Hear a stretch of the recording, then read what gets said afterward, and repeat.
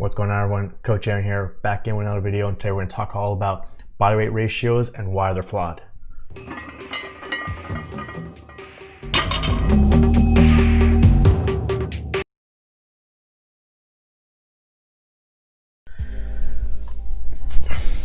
Alrighty everyone, welcome back to the channel.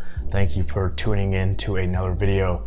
For those that don't know, my name is Venmo Khamesi, and I make videos here for the sport of powerlifting. Whether you are an athlete, a coach, a meet director, a referee, there's some video on here that can help you out. And if you don't find anything that is useful, you can always comment below with what topics you'd like to hear me talk about, and I'll make a video just for you. But today's topic is going to be based off an Instagram post I made.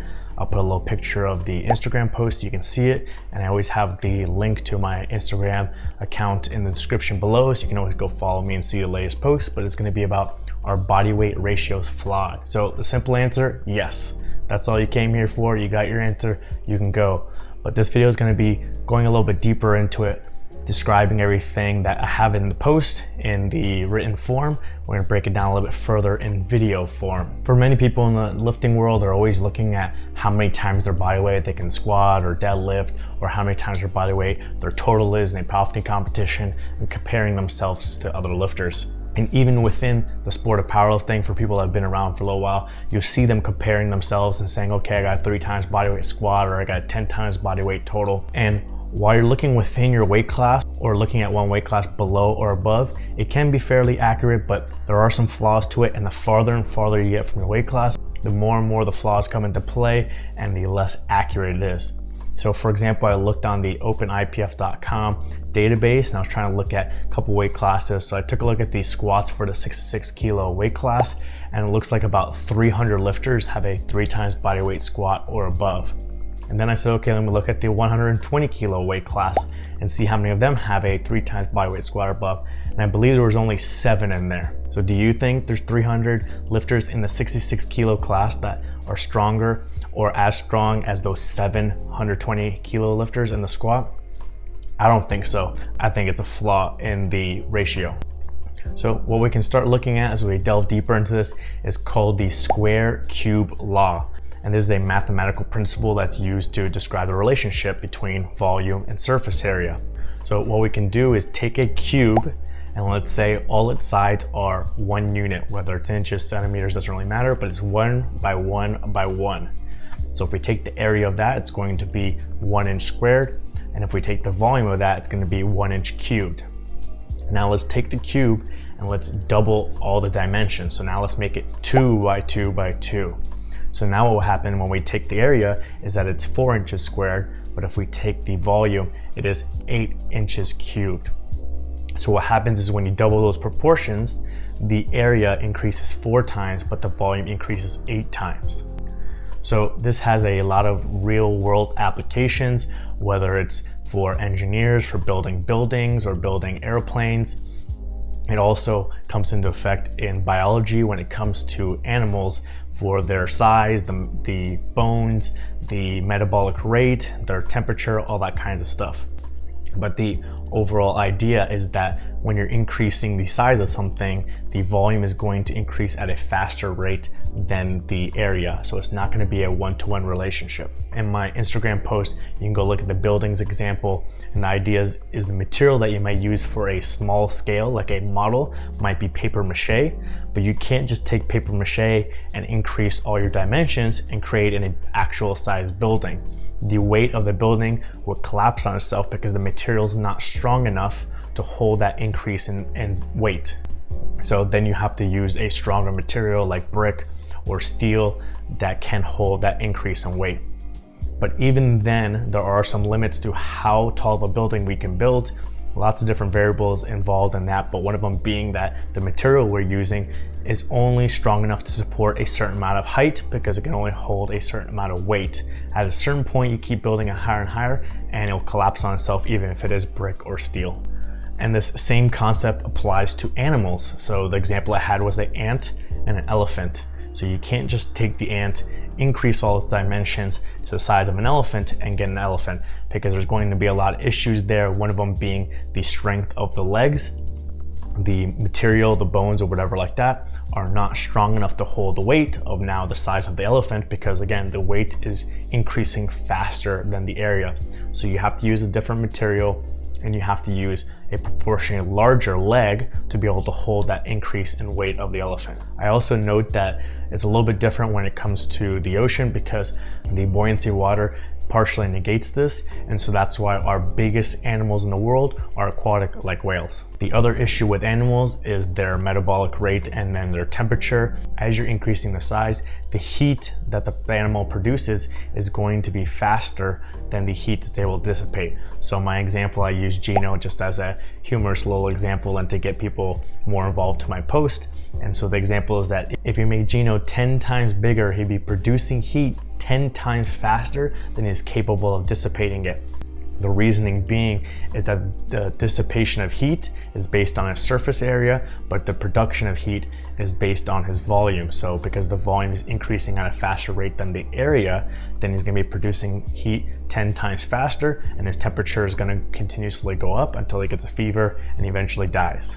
All right, and all this also applies to strength because it applies to muscle size. So when you increase the size of a muscle, the cross-sectional area of that muscle is going to increase, and cross-sectional area of a muscle is almost one-to-one perfectly related to muscle strength. All right, but don't forget that that volume is increasing at a faster rate. So if you're doubling the size of the muscle, that cross-sectional area is going to increase 4 times. It's going to make you 4 times stronger, but the weight of the muscle is going to increase 8 times. So then you're going to be 8 times heavier. So you can't compare your body weight and your strength in a 1-to-1 ratio and think that it's consistently going to go up together. Whether you put 1 pound of muscle on, you're going to gain 1 pound of strength on your lifts, because that weight, that volume is going to increase faster than that area or the strength.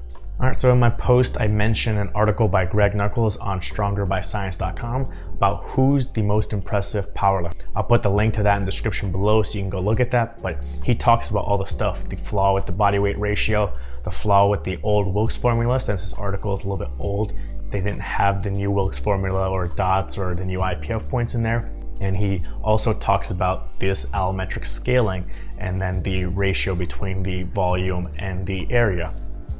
So what he did is he took the old all-time world record totals and then also looked at the squat, bench, and deadlift for all the weight classes except for the super heavyweights, and saw, okay, using this allometric scaling, how do they compare to each other? And what he found out is when you do start comparing them on this scale, that they're very tightly packed and they're very close together as far as their strength compared to each other, with a few outliers. So some of the outliers he found were the super heavyweights, and then within each individual lift, for example, the squat, there was an outlier in one of the lower weight classes because the person had dwarfism, so it kind of skews the stats a little bit. And then some of the benches were also outliers because they were Paralympic bench pressers, Paralympic powerlifters, and the ratio of their body weight and their strength and their muscle mass and everything like that is a little bit different than a full able-bodied powerlifter, and so that skewed a little bit. But not considering those, it is very accurate and very comparable across the weight classes. You may be asking why are the super heavyweights an outlier, and one of the reasons for that is just the natural limit of muscle mass you can put on. And even when you consider the all-time world record powerlifters, and when you take out the drug testing and people are on performance enhancing drugs, there's still going to be a limit to how much muscle they can put on even with those performance enhancers. So since the muscle strength is directly related to the muscle surface area, and there's only so much muscle you can put onto the body, then there becomes a limit to that muscular strength, even when you take in years and years of technique work and just training and all that stuff. So then any weight that's put on beyond that is going to be body fat that's going to have little to no benefit in their strength, especially when it comes to the deadlift. That actually might be a detriment to their strength. When you're first going from a lower body weight to a higher body weight, the body weight is increasing at a faster rate of your strength. And then when you hit that plateau of the amount of muscle you can put on, then it's even increasing more because now you're putting on more weight, but you're not increasing the strength at all.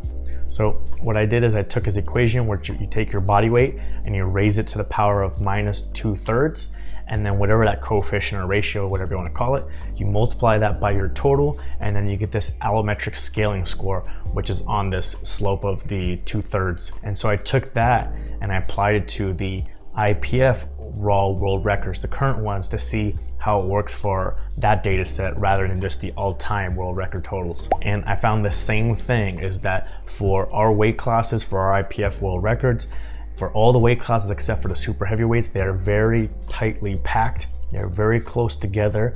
And then there's that big drop off for the 84 plus and the 120 plus because of that limit of how much muscle mass you can put on as a natural athlete. And then after that, you're just putting on more weight and you're getting little to no strength gains off of it. All right, so you can take a look at that little table and you can see how close they are and see who the best one is off of that scale.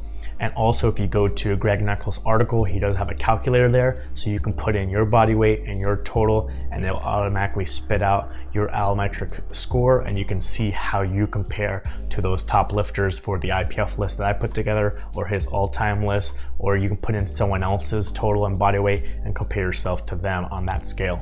I also went ahead and I just copied from the USAPL lifting database the top 300 data points for raw open men and raw open women for powerlifters. So I just took the body weight, the total, and I put this formula in there and saw what their points were to kind of get an idea of how it is for just the USAPL database and see what kind of weight classes are towards the top. So in that, you can also see that like Jesse Norris is at the top, and then you have other 74, 83, 93 kilo class lifters, some lighter 74s that are normally 66s, and also some lighter 105s that are normally 93s are also in there.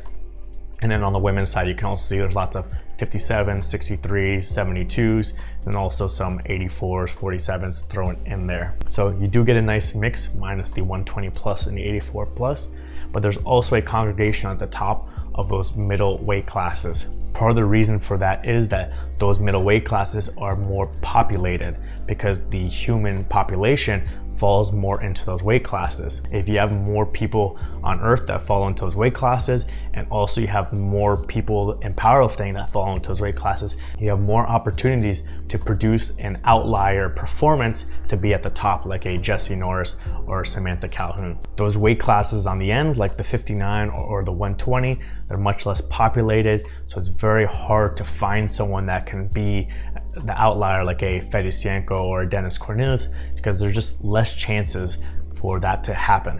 All right, so in summary, body weight ratios are flawed. The further and farther you get away from your weight class, the more likely they are to be inaccurate, because size and strength don't increase 1-to-1 in an equal ratio. In actuality, if you double the proportions of something, it will be 4 times stronger, but 8 times heavier. So the weight is increasing faster than the strength. And if you want to learn more about this, you can just go on Google and you can search things like the square cube law, the Kleber's law, or allometric law. You can also search these on YouTube, and they have YouTube videos where they kind of show these examples so you can see it more and conceptualize it in video form. And like I said, I'll have the link to it in the description below for the Stronger by Science article of who's the most impressive powerlifter, so you can go see Greg Nuckols really break this down into the different topics I've gone over, and then see his table for the all-time world record totals, and also see his calculator so you can check out your score. All right, and if you aren't following me on Instagram, make sure you go to the link in the description below, follow me so you can see these posts as soon as they come out before I go in depth into a video form at a later date like this one. And as always, if you have any topics that you would like for me to discuss, either on Instagram or on YouTube, you can comment those below and I'll write them down, add them to my list, and work on putting together a post or a video for you. All right, and as always, make sure you're doing that YouTube stuff. Like the video, share it with a friend that you think would benefit from learning this information, subscribe to the channel, and I'll see you next time.